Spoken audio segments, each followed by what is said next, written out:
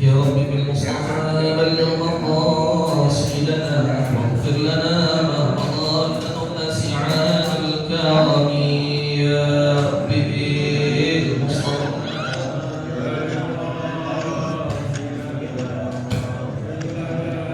ما مضى يا واسع مولاي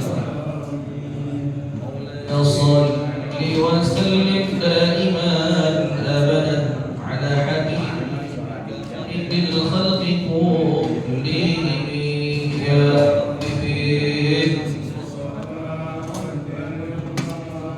سيدنا واغفر لنا ما مضى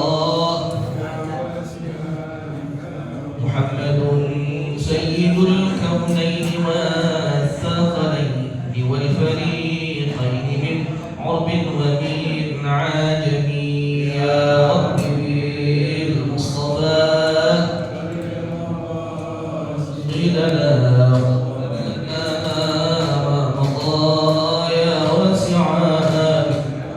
اللهم صل وسلم وبارك عليه وعلى آله. الفاتحة لحضرة سيدنا محمد شفيعنا سيدنا محمد بن عبد الله صلى الله عليه وآله وصحبه وسلم إلى أرواح الأنبياء والمرسلين والملائكة المقربين والقربين وإلى أرواح أزواج رسول الله أجمعين وأمهات المؤمنين وأهل بيت رسول الله أجمعين والخلفاء الراشدين ساداتنا أبي بكر وعمر وعثمان وعلي وأصحاب رسول الله أجمعين والتابعين وتابعي التابعين ومن تبعهم بإحسان إلى يوم الدين من العلماء العاملين والأولياء والشهداء الصالحين والأئمة المجتهدين وإلى أرواح جميع سادتنا آل العلم وذوي الأمر على المجمعين وإلى أرواح جميع مشايخنا الدين وعلمائنا وأساتذتنا وذوي الحقوق الواجبات علينا وجميع كل المسلمين والمسلمات والمؤمنين والمؤمنات أن الله تعالى يرشاهم بالرحمة والمغفرة ويسكن وجنه علينا وعلى جميع المسلمين إلى يوم الدين بركاتهم وكراماتهم وبلادهم وعلومهم ونفعاتهم وبركاتهم في الدين والدنيا والآخرة والبلد العالمية الفتوح والأمور والرسوخ والتوبة النصوح صلاح الجسد والروح إلى حضرة النبي محمد صلى الله عليه وآله وسلم. الفاتحة. أعوذ بالله من الشيطان الرجيم. بسم الله الرحمن الرحيم. الحمد لله رب العالمين الرحمن الرحيم مالك يوم الدين إياك نعبد وإياك نستعين اهدنا الصراط المستقيم صراط الذين أنعمت عليهم غير المغضوب عليهم ولا الضالين آمين. اللهم صل وسلم على سيدنا محمد الفاتح لما أغلق الخاتم لما سبق الناصر الحق بالحق والهادي إلى صراطك المستقيم وعلى آله وصحبه حق قدره ومقداره العظيم. اللهم أخرجنا من ظلمات الوهم وأكرمنا بنور الفهم وافتح علينا بمعرفة العلم وحسن أخلاقنا بالحلم وسهل لنا أبواب فضلك وانشر علينا من خزائن رحمتك يا أرحم الراحمين. السلام عليكم ورحمة الله وبركاته.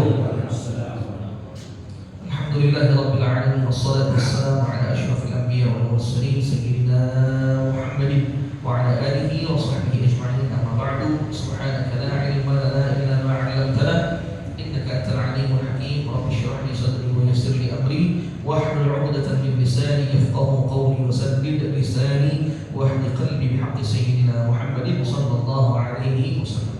Para jamaah sekalian rahmati Allah Subhanahu wa taala, sebelum kita bahas tadi masalah azan, ya, lanjutin yang kemarin kita baca dulu ya juz amma-nya, kita sampai kepada surah Al-A'la. Surah Al-A'la, Sabbih isma rabbikal a'la, halaman 44. Ya, halaman 44 suratul A'la. Ya, Sabbih isma rabbikal. Sebelumnya kita sudah bahas surah Al-Ghasyiyah, hal ataka. Nah, ini adalah pasangannya yang biasa dibaca ya pada saat sholat Jumat. Ya. Urutannya dari berurutannya. Jadi kalau Jumatan itu Sabbihis dulu baru hal ataka. Sunnahnya begitu. Ya, karena baca Quran itu sunnahnya ngurut ke belakang. Jadi sunnahnya itu ke belakang. Misalnya kita mau baca ya, dalam sholat muawwidzatain, al-falaq sama an-nas. Makanya dibaca al-falaq dulu baru an-nas. Gitu. Jadi sunnah baca Quran itu begitu. Murutnya ke belakang. Terus gimana kalau suatu saat umpamanya kita sholat, bacanya nggak murut? Misalnya kita membaca al-falaq sama an-nas, kan sunnahnya itu al-falaq dulu baru an-nas. Atau kita membaca sabbihisma sama hal ataka, tapi kita balik. Rakaat pertama kita baca hal ataka dulu, rakaat kedua baru sabbihis. Atau rakaat pertama an-nas dulu, baru al-falaq. Sah nggak sholatnya? Sholatnya sah. Tapi kita nggak dapat sunnah baca tertib. Sunnah tertib surahnya kita nggak dapat. Sholatnya sah. Ya, dapat sunnah bacaan setelah sholat, tapi nggak dapat sunnah tertib. Karena dalam sholat itu, ya ketika kita baca surah setelah Fatihah pada rakaat pertama dan rakaat kedua, itu selain sunnah bacaan surah, ya setelah Fatihah, ada sunnah tertib urutan bacanya. Jadi jangan dibalik, jangan dari belakang ke depan, ya, tapi depan ke belakang. Al-falaq dulu baru an-nas, gitu. Apa namanya, al-a'la dulu, sabbihis dulu baru hal ataka, gitu. Wah, katanya seperti itu. Ya. Terus sama juga misalnya sering pasangan nih, al-kafirun dulu baru al-ikhlas, gitu. Ya, pokoknya al-kulihal mundur ke belakang. Sah sholatnya kalau misalnya dibalik gitu, cuman gak dapat sunnah tertib surah. Baik, silakan dibuka halaman 44. A'udzu billahi minasy syaithanir rajim.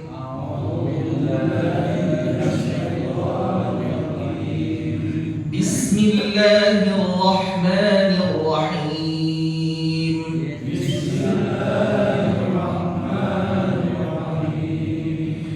Sabbihisma rabbikal a'la.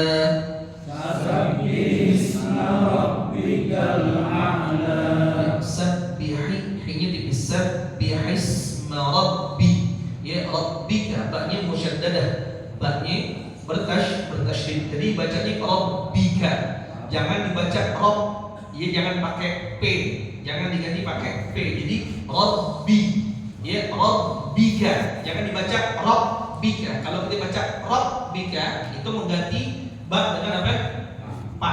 Ya, itu termasuk kesalahan. Ya, terus rabbikal a'la. A'la, ya. A'la lahnya pendek, jangan lebih dari 2 harakat. Cukup sabbihisma rabbikal a'la. 1 2 3. Sabbihisma rabbikal a'la. Alladzi khalaqa fasawwa. Alladzi khalaqa fasawwa. Walladzi qaddara fahada. Walladzi qaddara fahada. Qaddara, ya qaddara, dal musyaddadah, dal bertasydid, jangan diganti pakai ta. Jadi qaddara, harus qaddara fahada. Ya, jangan dibaca qaddara. Kalau dibaca qad itu dalnya diganti pakai ta. Ya, jadi walladzi qaddara fahada. Walladzi qaddara fahada. Walladzi akhrajal mar'a.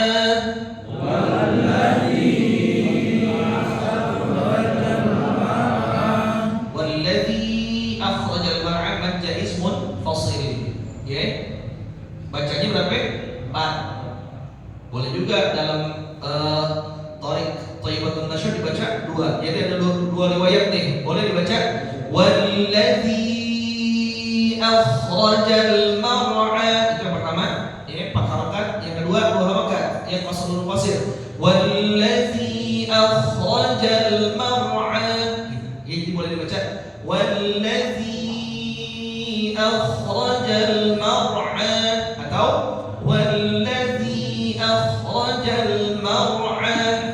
Tapi kita ini yang umumnya dari Thariq Syatibiyah bacanya berapa? 4. Ini bacanya 4, tapi boleh juga. Ya, kalau kata guru Quran Fakir tuh boleh juga bacanya dua buat orang-orang yang mungkin mohon maaf nafasnya nggak terlalu panjang. Sekali lagi kita ulang ya, kita baca 4 halakat ya. Walladzi akhrajal mar'a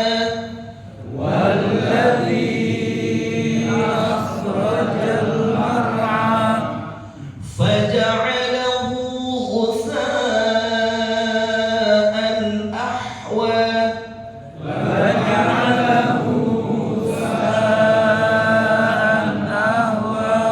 Perhatikan pada bacaan faja'alahu itu jimnya apa harokatnya? Jim faja'alahu jimnya harokatnya apa? Fathah. Jangan nanti dibaca jimnya kayak kol-kola, jadi baca faja'alahu. Beda tuh antara faja'alahu dengan faja'alahu. Ya, jangan sampai nanti bacanya jimnya malah kesannya disukunin atau dikol-kolahin. Jadi bacanya jangan sampai faja'alahu, bukan tadi faja'alahu. Ya, jimnya apa harokatnya? Fathah. Dijelaskan tuh. Faja'alahu ghutha'an ahwa. 1 2 3.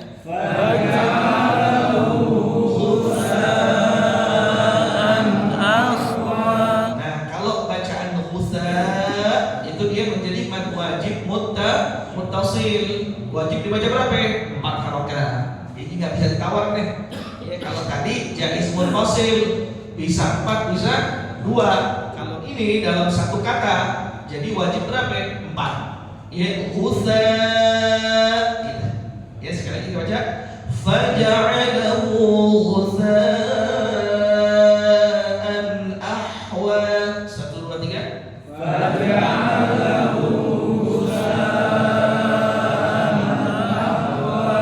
Terus saya dengar selanjutnya sanuqri'uka fala tansa. 1 2 3.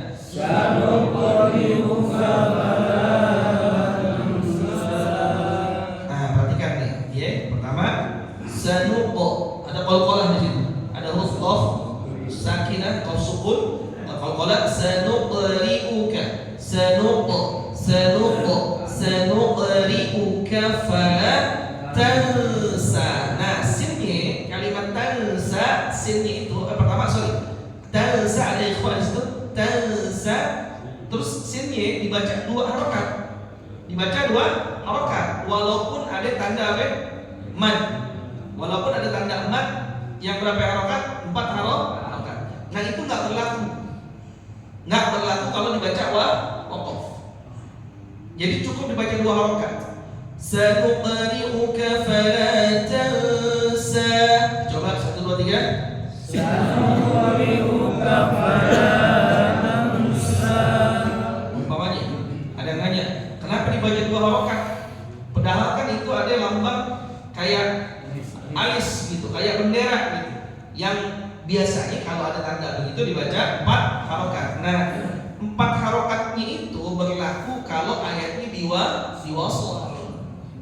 Saya begini nih, sanuqri'uka fala tansa illa ma syaa Allah gitu.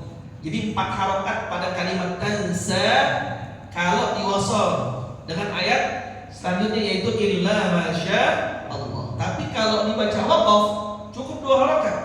Sanuqri'uka fala tansa. Nah, gitu. Coba 1 2 3.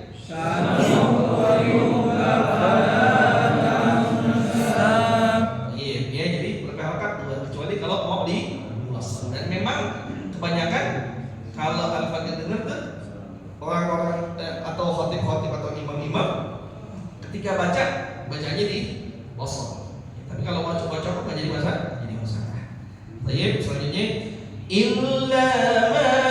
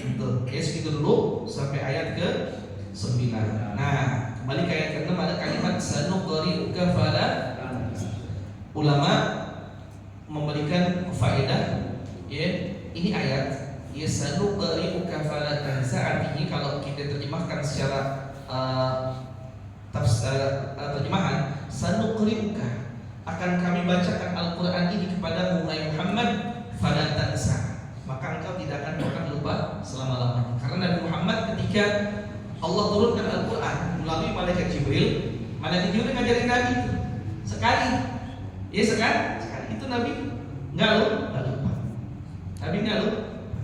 Nah makanya ulama mengatakan salah satu faedah, manfaat atau khasiat ayat ini, ayat yang ke-6 ini, sanuqri'uka fala tansa, itu bermanfaat kalau misalnya kita lagi mau, anak kita mau ujian, ya kita kan dia belajar, itu kalau setelah belajar ngulang-ngulangin ayat ini, sanuqri'uka fala tansa, itu insyaallah apa yang dipelajarin dia ini gitu, apa yang dipelajarin dia ini, sanuqri'uka fala tansa, sanuqri'uka fala tansa. Tapi ingat, belajar dulu, baca dulu, bukan aduh besok mau ujian nih, gak usah belajar deh, amalin aja ayat ini, insya Allah tahu jawabannya. Kagak, ikhtiar dulu, belajar dulu, habis itu ya mudah-mudahan berkah ayat sanuqri'uka fala tansa, kagak jadi lupa apa yang udah dipelajari. Wah kata ya, sadaqallahul azim. Terus kita balik lagi sedikit lagi, kemarin kita bahas masalah ya sekarang kita bahas yang terakhir, yaitu apa? Syarat sah azan dan syarat muadzin. Kita bahas syarat muadzin dulu deh. Syarat muadzin artinya syarat apa aja yang dipenuhin, yang harus dipenuhin kalau orang mau jadi muadzin. Ini kita mau azan nih, syaratnya apa nih? Kalau kita mau azan, ya syaratnya apa kalau kita mau azan? Ya, yang pertama tentunya muslim, harus beragama Islam yang azan itu. Ya. Yang kedua, tamyiz. Nah, bukan baligh, tapi tamyiz. Kalau baligh itu dewasa. Kalau baligh itu dewasa. Maksudnya dewasa apa? Kalau laki-laki udah mimpi basah, gitu kan? Kalau perempuan udah Nah, ini tamyiz. Tamyiz ini adalah usia sebelum baligh. Artinya apa? Anak kecil boleh azan nggak? Boleh. Tapi dia harus tamyiz. Apa itu tamyiz? Ciri-ciri tamyiz nih. Yang pertama, dia bisa bedain mana kanan, mana kiri. Tuh, ciri tamyiz yang pertama. Yang kedua, ciri tamyiz apa? Bisa makan sendiri, bisa minum sendiri. Terus apa lagi? Bisa cebok sendiri. Bisa bedain mana yang bahaya, mana yang enggak bahaya. Kira-kira umur berapa itu? Enggak. Berapa? 7, ya 6 atau 7 tahun. Berarti kalau seandainya ada anak umur 6 atau 7 tahun, dia udah tamyiz, ya bisa makan sendiri, ya bisa nggak disuapin lagi sama emaknya, bisa cebok sendiri, bisa bedain tangan kanan mana tangan kirinya, mana bisa bedain hal-hal yang bahaya sama hal-hal yang enggak bahaya, maka dia tamyiz. Kalau ada anak kecil yang tamyiz di azan, sah azannya. Makanya mohon maaf, salah kalau ada orang bilang atau melarang gini, anak kecil nggak boleh azan. Boleh, tapi syaratnya apa dia? Tamyiz, gitu aja. Jadi azan itu syaratnya bukan dewasa. Ya. Jadi besok misalnya seandainya ada misalnya ada anak kecil di Tanah Rendah umpamanya, atau anak dari cucu-cucu bapak-bapak sekalian yang ada di sini, udah umur 6 tahun, 7 tahun atau 8 tahun, pokoknya dia belum baligh, suaranya bagus, segala macam, bisa azan. Suatu saat dia azan di masjid, dia kagak usah diomelin. Jangan pakai acara anak kecil kagak boleh azan. Karena syarat azan itu bukan baligh, tamyiz.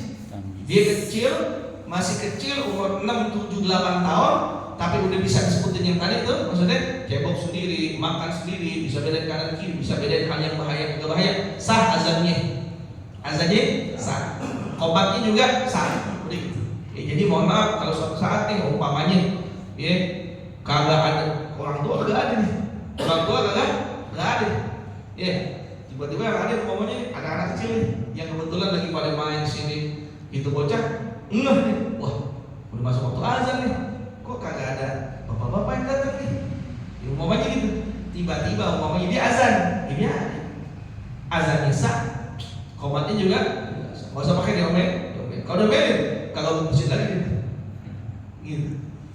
Yang ketiga laki-laki. Laki-laki. Perempuan itu kalau dia sholat berjamaah hanya antar perempuan, sesama perempuan sholat berjamaah, perempuan ini jadi imam, mereka hanya disunahkan untuk iqamah, tidak disunahkan untuk azan. Kan kadang-kadang ada itu kalau tarawih biasanya mak-mak tuh ibu-ibu dia di rumah siapa gitu ngumpul sholat tarawih berjamaah, maka untuk mereka kaum perempuan tidak disunahkan azan, hanya disunahkan untuk iqamah gitu. Terus apa ya syaratnya? Mengetahui waktu sholat. Ia mengetahui waktu sholat. Kalau kita mas sekarang patokan apa? Jam deh. Jam baik jam yang ada di masjid maupun jam yang ada di jam tangan kita maupun yang ada di hati. Ya sekiranya udah masuk waktu sholat nih, gitu. Tapi cek dulu jam di masjid mati apa enggak? Awalnya jam di masjid mati, iya datang ke masjid udah azan nih. Azan, banyak orang yang datang, kita pada mau sholat kagak, ngapain? Mau main dulu ngapain azan jam segini? Gitu. Kadang-kadang gitu, ya. Azan giliran waktunya yang datang kita orang udah, umpamanya gitu kan. Tapi kalau azan sebelum waktunya yang datang sekampung. Bukan mau sholat, bukan mau ngapain? Mau negur yang azan. Kenapa? Azannya di waktu yang salah. Nah, terus apa? Nah, suaranya jelas dan lantang. Ya harus jelas, harus lantang. Tapi nggak perlu teriak juga. Ya jangan teriak. Ya, jelas, lantang. Ya, jadi mohon maaf, azan itu bukan sekenceng-kencengnya. Azan cukup kita ngangkat suara, ya, yang penting lantang jelas suara nih, suara. Nanti minggu depan insyaallah ya kita praktekin. Ya kita praktekin. Cara azan yang baik dan benar. Itu syarat muazzin itu. Ya syarat muazzin. Muslim, tamyiz, laki-laki, mengetahui waktu sholat, ya suaranya jelas dan lantang. Kalau udah suaranya nggak jelas, udah deh, apa namanya? Gantian deh, gantian. Makanya saya Al-Fakir berharap nih, antum nih pada daftar jadi muazzin nih, ya yang kira-kira saya bisa nih. Ya, ingat intinya azan itu bukan kudu suaranya bagus. Ya azan itu nggak kudu suaranya bagus. Tapi kalau tahu tekniknya gimana, boleh. Kadang-kadang kan mohon maaf ya, patokannya kita standarnya terlalu tinggi sih. Kadang-kadang kita nih standarnya terlalu tinggi. Kita pengen azan kita kayak azan di Masjidil Haram atau Masjid Nabawi, sedangkan kita kagak bisa. Jadi pengen azan malu. Ente kagak azan di masjid, ini malu kagak bisa azan kayak di Mekah, di Madinah, jangan. Standarnya terlalu tinggi. Udah azan sebisanya kita aja. Ya udah, salah satu kenapa kita pengen azan, kita pengen dapetin pahala dari Allah Subhanahu wa taala. Sebagaimana yang kemarin disebutkan kan. Kenapa? Karena kalau orang yang azan itu, nih orang berapa orang yang sholat nih? 100 orang, 150 orang, masjid penuh. Sebanyak itu dia dapat pahala. Sebanyak orang yang sholat. Kenapa? Karena orang itu sholat dengar suara muazzin. Muazzin yang dapat pahala sebanyak orang yang datang sholat berjamaah. Gitu aja. Al-Fakir pun sampai sekarang, ya ada di satu masjid Al-Fakir masih dapat tuh.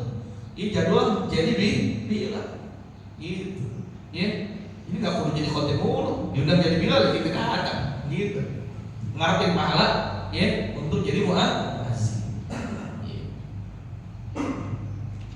Itu syarat muazzin. Lalu syarat sah azan dan iqamah.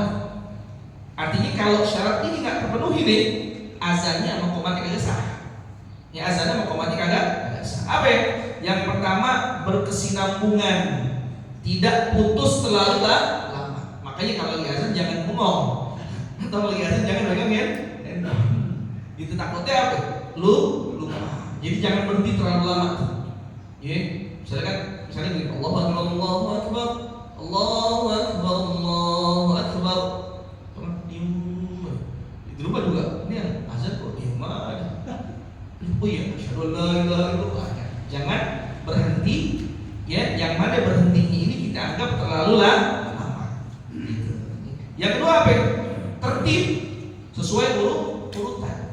Ini kadang-kadang mohon maaf nih, kita deh yang suka azan kadang-kadang terbalik.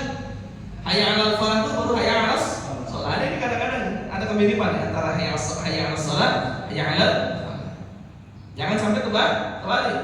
Hayya 'alas shalah dulu baru hayya 'alal falah. Hayya 'alas shalah 2 kali kalau azan kan. Hayya 'alal falah 2 kali. Jangan dibalik. Ya. Kalau balik gimana? Ya udah azannya enggak sah. Azannya enggak sah. Yang ketiga, dilakukan setelah masuk waktu. Masuk waktu dulu baru azan. Pastiin waktunya udah masuk. Misalnya begini, nih jam nggak ada, yang azan nih dia masuk masjid. Perasaan di rumah tadi udah waktu zuhur. Masuk masjid jam mati masih jam 10 gitu kan. Wah, perasaan tadi di rumah udah masuk zuhur nih. Udah gitu tunggunya bentar. Kalau misalnya kita lihat yang lain daripada azan nih, berarti waktunya masuk udah. Baru kita azan. Yang kedua, dilakukan oleh satu orang. Azan sama qomat itu kudu satu orang. Jangan yang azan siapa, yang qomat siapa. Jadi dia yang azan dia punya tugas buat iqamah. Ya. Jadi biar paham nih, mohon maaf besok jangan sampai terjadi misalnya begini. Ini yang azan di depan nih. Ya kan? Makmum nggak tahan, lamaan nih. Yang muazzin kagak qomat kok dia diri qomat, kagak boleh. Kagak boleh. Jadi dia yang azan, dia yang iqamah. Itu. Terus apa? Dia menggunakan bahasa Arab. Jangan diganti pakai bahasa Indonesia. Pernah kejadian di Turki. Turki. Pada saat runtuhnya kerajaan Turki Utsmani atau Ottoman, itu kan beralih ke pemerintahan sekuler yang dipimpin oleh Mustafa Kemal Atatürk. Ya, jadi presiden pertama Turki ketika kerajaan Ottoman runtuh, Turki Utsmani runtuh, terakhir sultannya namanya Sultan Abdul Hamid II, ya, itu diambil alih oleh Mustafa Kemal Atatürk, dirubah, ya, bentuk pemerintahannya tadinya kerajaan menjadi republik, ya, sekuler tuh. Mustafa Kemal Atatürk orang yang sekuler, memisahkan antara kehidupan agama dan kehidupan dunia. Terjadilah tuh yang namanya azan diganti pakai bahasa Turki. 50 tahun di Turki azan pakai bahasa Turki.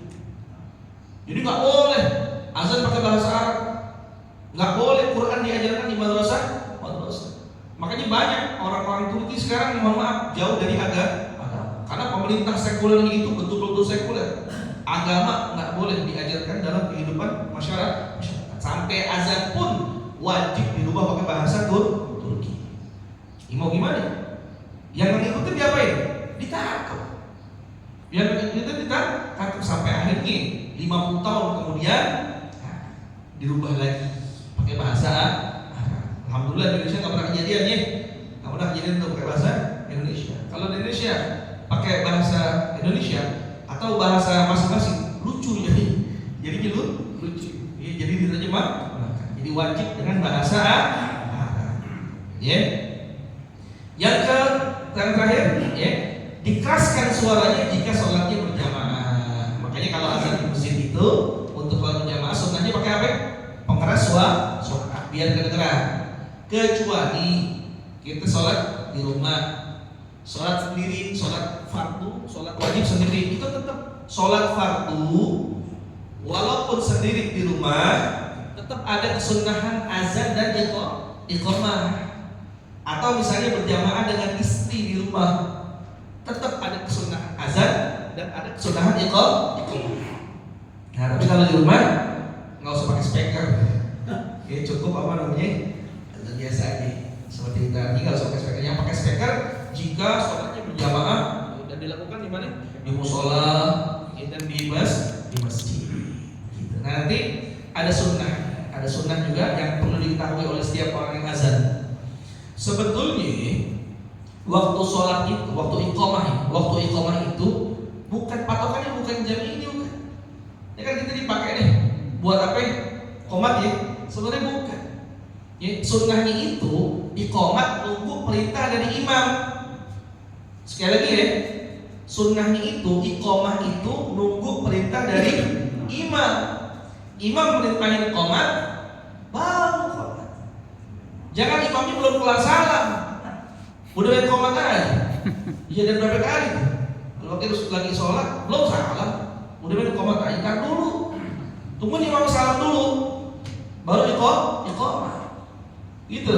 Ya, jadi jangan mohon maaf, bukan patokan sekali lagi buat semua orang yang azan di masjid Jami Darul Ikhwan. Ya, ini patokannya ini bukan jam, ini bukan. Patokannya imam. Patokannya imam. Imam nyuruh mempersilakan jangan imamnya masih ayat akhir. Belum salam. Ya qomat salah. Salah. Enggak sesuai sunnah. Jadi begitu. Sabar. Sabar. Bahkan di beberapa tempat itu, di beberapa tempat itu nggak qomat kecuali imam rawatibnya udah. Biasanya kalau di masjid-masjid besar ya, itu imam rawatib sholat sunnahnya di tempat khusus. Jadi biasanya ini kan mihrab nih. Itu kalau masjid-masjid besar sebelah mihrab itu ada ruangan khusus tuh, ya, buat imam nunggu, ya kan? Nah, imam rawatib biasanya masuk lewat pintu samping, dia sholat sunnah di ruang tunggu. Udah jangan nunggu. Dan itu apa namanya? Muazzin nggak bakalan qomat kecuali itu imam udah masuk, ya, ke mihrab. Imam masuk mihrab, baru tuh muazzin iqamah. Sunnahnya seperti itu, ya, sunnahnya seperti itu. Ya, jadi besok kita tolong kepada siapapun yang azan, kalau imamnya belum kelar sholat sunnah, ya, jangan qomat dulu, tungguin imamnya salam baru qomat. Itu ada. Atau begini, imamnya udah kelar sholat, tapi ternyata di belakang masih ada makmum yang sholatnya belum selesai. Tungguin dulu, nengok ke belakang, imam udah kelar. Ada makmum di ujung belum kelar, jangan biarin lah, tadi juga kelar, ya.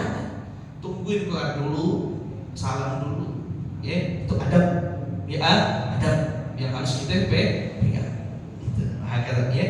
Insyaallah minggu depan azan ada teknik bagi ajarin kan, insyaallah, ya, azan untuk orang-orang, mohon maaf, yang nafasnya mungkin pendek. Ya, jadi jangan nanti, pokoknya setelah nanti diajarin mudah-mudahan pada banyak daftar nih. Jadi apa namanya? Jadi jadi banyak azan.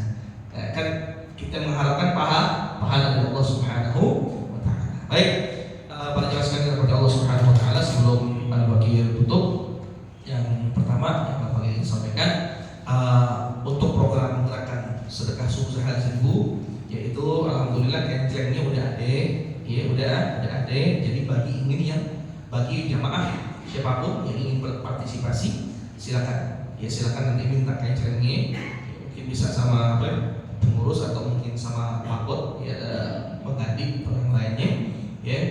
Jadi nanti dikasih kenceleng. Ya, ingat gerakannya gerakan sedekah subuh sehari 1000. Ya, taruh aja 1000 di rumah. Ya, di rumah 1000, taruh, ya, sebulan udah 30.000, datang ke masjid. Ya, taruh di kotak yang ada di masjid. Gitu. Karena dengan program itu insya Allah nanti bisa mendukung, ya, rencana atau program-program masjid yang lainnya. Yang Al-Baqir ingin punya impian, Al-Baqir pribadi, ya, sebagai ketua masjid punya impian suatu saat biar masjid ini banyak anak-anak muda yang pada datang. Karena banyak sekali anak-anak muda sekarang, mohon maaf, yang kurang peduli sama masjid. Keren banget, bikin ada satu program yang kita bisa menggandeng anak-anakmu. Jadi masjid ini bagi mereka bukan tempat asing, ya, bukan tempat asing. Jadi menjadikan masjid ini bisa jadi sebagai rumah kedua, nyaman di masjid, sehingga mereka tuh mungkin suatu saat pengen memakmurkan masjid. Jadi ada program-program juga yang berkaitan dengan anak-anak muda yang Al-Baqir ingin nanti anak-anak muda inilah yang kemudian memakmurkan masjid. Karena kita umur kita berapa lama sih? Ya kan? Ada yang di Al-Baqir sendiri dikit lagi 40 tahun. Antum semua mungkin semuanya rata-rata di atas 40 tahun, di atas 50 tahun.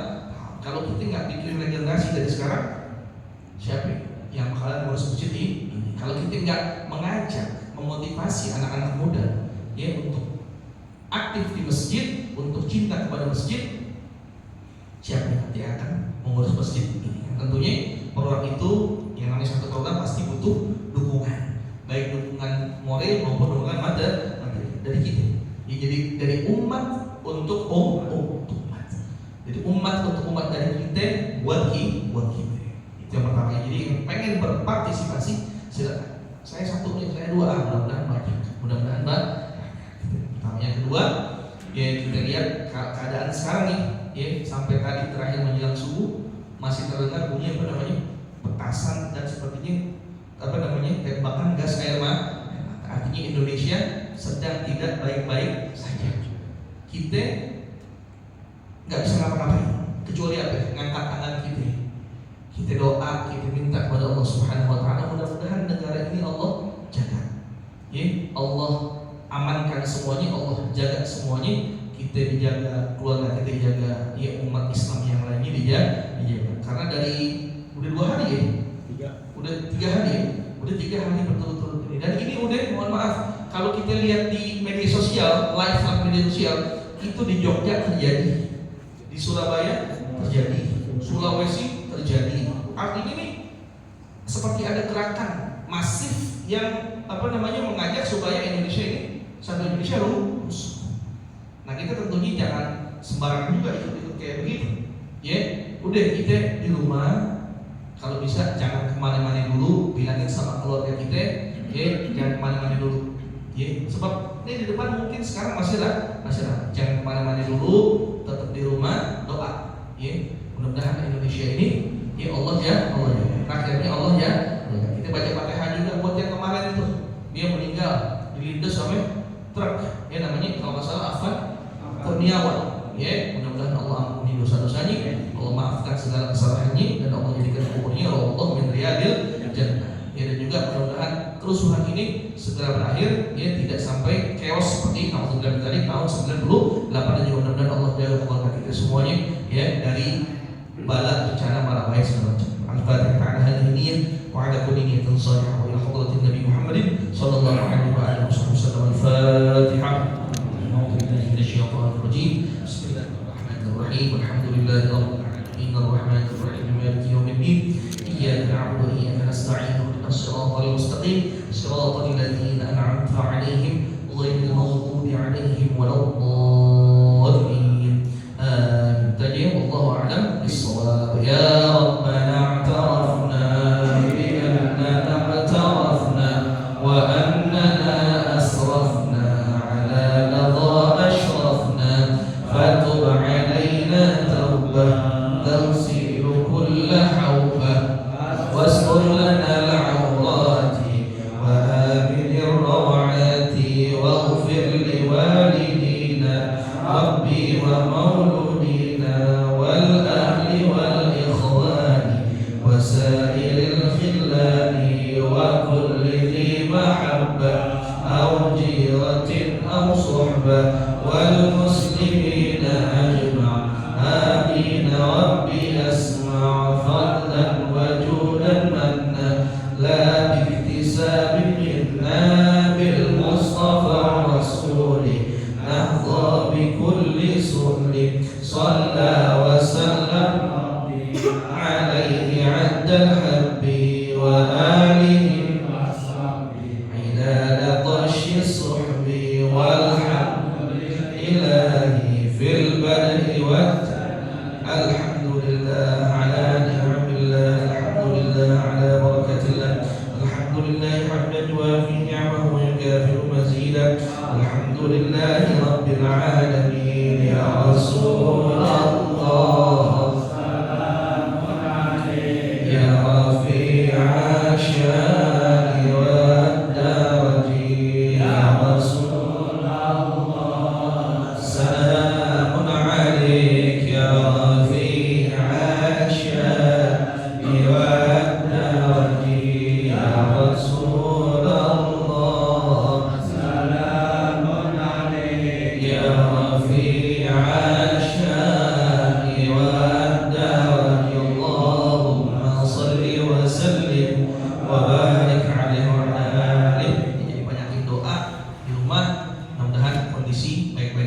terakhir bagi lihat nih di depan masih ada bakar-bakaran di depan seksi 7 di depan apa namanya polsek. Polsek. Deh, jangan